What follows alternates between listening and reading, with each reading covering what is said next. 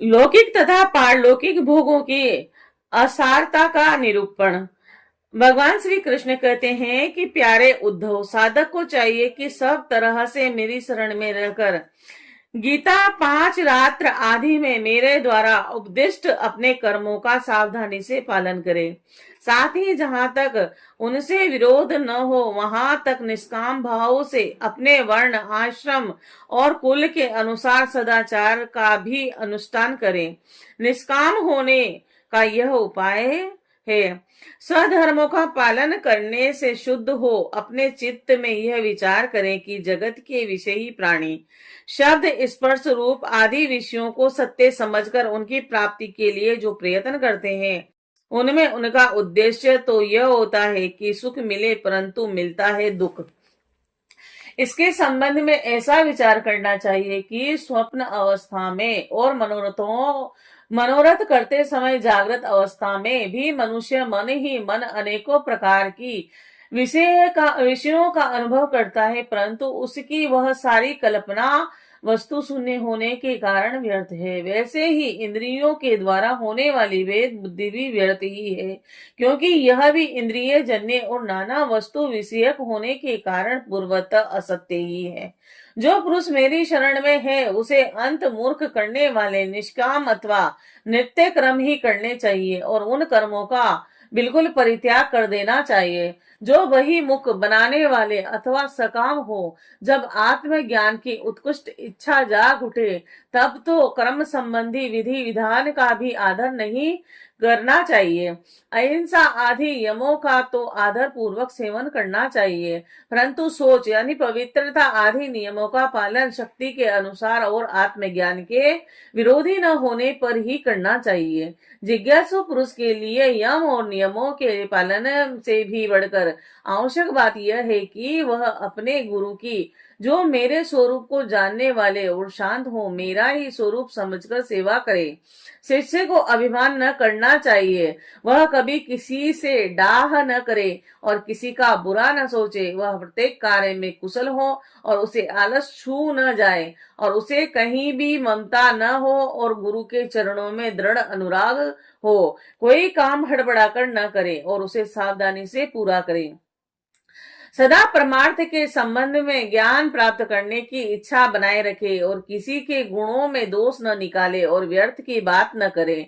और जिज्ञासु का परम धन है आत्मा, और इसीलिए वह स्त्री, पुत्र, घर, खेत, स्वजन और धन आदि संपूर्ण पदार्थों में एक सम आत्मा को देखे और किसी में कुछ विशेषता का आरोप करके उससे ममता न करे और उदासीन रहे। उद्धव, जैसे जलने वाली लकड़ी से उसे जलाने और प्रकाशित करने वाली आग सर्वथा अलग है, ठीक वैसे ही विचार करने पर जान पड़ता है कि पंचभूतों का बना स्थूल शरीर और मन, बुद्धि आदि 17 तत्वों का बना सूक्ष्म शरीर दोनों ही हृदय और जड़ है तथा उनको जानने और प्रकाशित करने वाला आत्मा साक्षी एवं स्वयं प्रकाश है। शरीर अनित्य, अनेक एवं जड़ है, आत्मा नित्य एवं चेतन है और इस प्रकार देह की अपेक्षा आत्मा में महान विलक्षणता है। अतः देह से आत्मा भिन्न है। जब आग लकड़ी में प्रज्वलित होती है तब लकड़ी के उत्पत्ति, विनाशक, बड़ाई, छोटाई और अनेकता आदि सभी गुण स्वयं ग्रहण कर लेती है। परंतु सच पूछो तो लकड़ी के उन गुणों से आग का कोई संबंध ही नहीं है। वैसे ही जब आत्मा अपने को शरीर मान लेता है तब वह देह की जड़ता, अनियतता, स्थूलता, अनेकता आदि गुणों से सर्वथा रहित होने पर भी उनसे मुक्त जान पड़ता है। ईश्वर के द्वारा नियंत्रित माया के गुणों ने ही सूक्ष्म और स्थूल शरीर का निर्माण किया है और जीव को शरीर और शरीर को जीव समझ लेने के कारण ही स्थूल शरीर के जन्म, मरण और सूक्ष्म शरीर के आवागमन का आत्मा पर आरोप किया जाता है और जीव को जन्म मृत्यु रूप संसार इसी भ्रम अथवा अभ्यास के कारण प्राप्त होता है। आत्मा के स्वरूप का ज्ञान होने पर उसकी जड़ कट जाती है। प्यारे उद्धव, इस जन्म मृत्यु रूप संसार का कोई दूसरा कारण नहीं, केवल अज्ञान ही मूल कारण है। इसीलिए अपने वास्तविक स्वरूप को, आत्मा को जानने की इच्छा करनी चाहिए। अपना यह वास्तविक स्वरूप समस्त प्रकृति और प्राकृत जगत से अतीत, देत की गंध से रहित एवं अपने आप में ही स्थित है और उसका कोई आधार नहीं है। उसे जानकर धीरे धीरे स्थूल शरीर, सूक्ष्म शरीर आदि में जो सत्य बुद्धि हो रही है, उसे कर्म से मिटा देना चाहिए। यज्ञ में जब अग्नि मंथन करके अग्नि उत्पन्न करते हैं तो उसे नीचे ऊपर दो लकड़ियां रहती है और बीच में मंथन काष्ठ रहता है। वैसे ही विद्या स्वरूप अग्नि की उत्पत्ति के लिए आचार्य और शिष्य तो नीचे ऊपर की अरणियां हैं तथा उपदेशक मंथन काष्ठ है, और जिनसे जो अज्ञान अग्नि प्रज्वलित होती है वह विलक्षण सुख देने वाली है।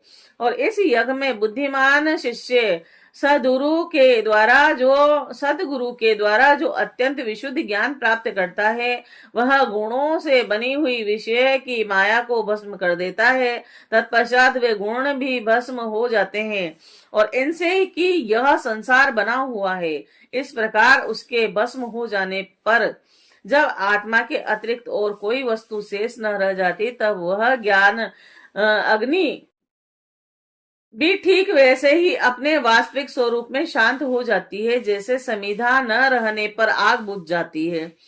प्यारे उद्धव, यदि तुम कदाचित कर्मों के कर्ता और सुख दुखों के भोक्ता जीवों को अनेक तथा जगत काल, वेद और आत्माओं को नित्य मानते हो, साथ ही समस्त पदार्थों की स्थिति प्रवाह में नित्य और अर्थात स्वीकार करते हो तथा यह समझते हो कि घट घट आदि ब्रह्मा आकृतियों के भेद से उनके अनुसार ज्ञान ही उत्पन्न होता और बदलता रहता है, तो ऐसे मत के मानने से बड़ा अनर्थ हो जाएगा।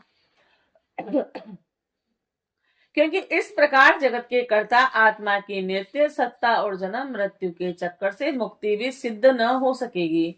यदि कदाचित ऐसा स्वीकार भी कर लिया जाए तो देह और सवत्सर आदि कालावयों के संबंध में होने वाले जीवों की जन्म मरण आदि अवस्था भी नित्य होने के कारण दूर न हो सकेगी, क्योंकि तुम देह आदि पदार्थ और काल की नियतता स्वीकार करते हो और इसके सिवा यहाँ भी कर्मों का कर्ता तथा सुख दुख का भोक्ता जीव परतंत्र ही दिखाई देता है।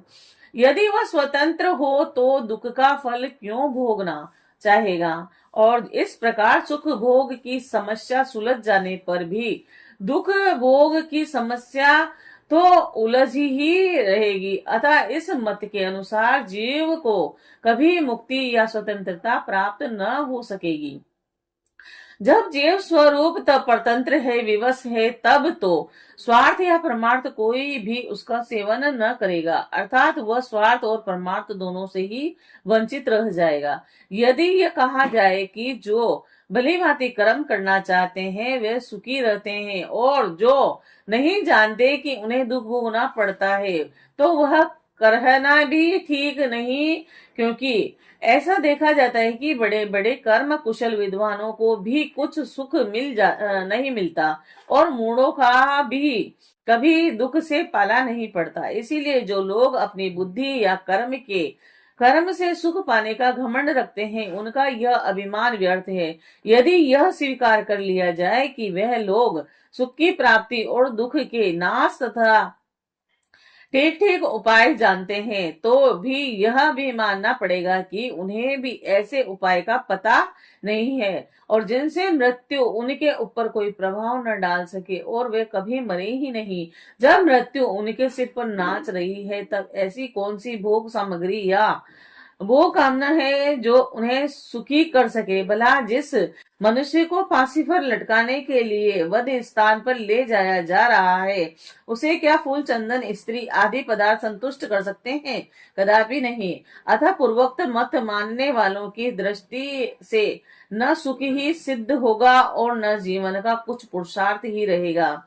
प्यारे उद्धव, लौकिक सुख के समान पारलौकिक दुख भी दोष युक्त ही है, क्योंकि वहां वहां भी बराबरी वालों से होड़ चलती है और अधिक सुख भोगने वालों के प्रति असूया होती है और उनके गुणों में दोष निकाला जाता है और छोटे से घृणा होती है।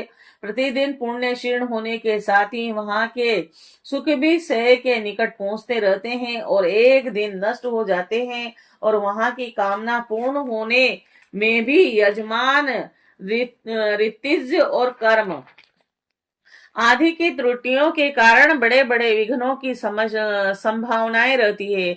जैसे हरी भरी खेती और अतिवृष्टि अनावृष्टि आदि के कारण नष्ट हो जाती है, वैसे ही स्वर्ग भी प्राप्त होते होते विघ्नों के कारण नहीं मिल पाता। और यदि यज्ञ आदि धर्म बिना किसी विघ्न के पूरा हो जाए तो उसके द्वारा जो स्वर्ग आदि लोक मिलते हैं उनकी प्राप्ति का प्रकार मैं बतलाता हूँ, सुनो।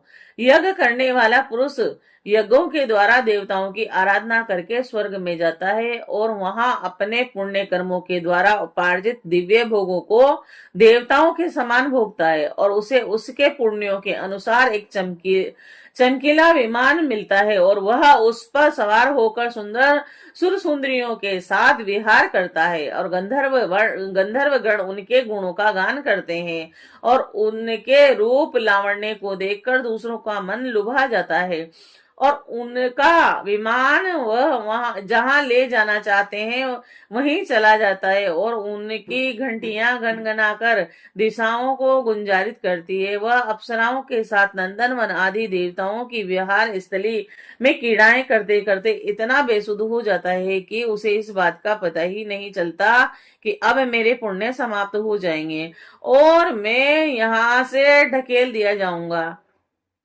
जब तक उसके पुण्य शेष रहते हैं तब तक वह स्वर्ग में चैन की बंसी बजाता रहता है, परंतु पुण्य क्षीण होते ही इच्छा न रहने पर भी उसे नीचे ही गिरना पड़ता है, क्योंकि लालच की चाल ही ऐसी है।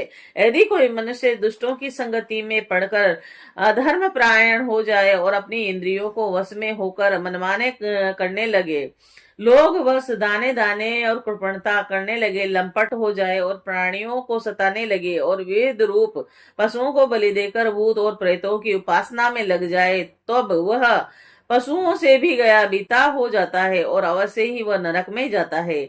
उसे अंत में घोर अंधकार स्वार्थ और परमार्थ से रहित अज्ञान में ही भटकना पड़ता है और जितने भी सकाम और बहिर्मुख करने वाले कर्म हैं उनका फल दुख ही है। और जो जीव शरीर में अहत्ता ममता और उन करके उन्हीं में लग जाता है, उसे बार बार जन्म पर जन्म और मृत्यु पर मृत्यु प्राप्त होती रहती है। ऐसी स्थिति में मृत्यु धर्मा जीव को क्या सुख हो सकता है।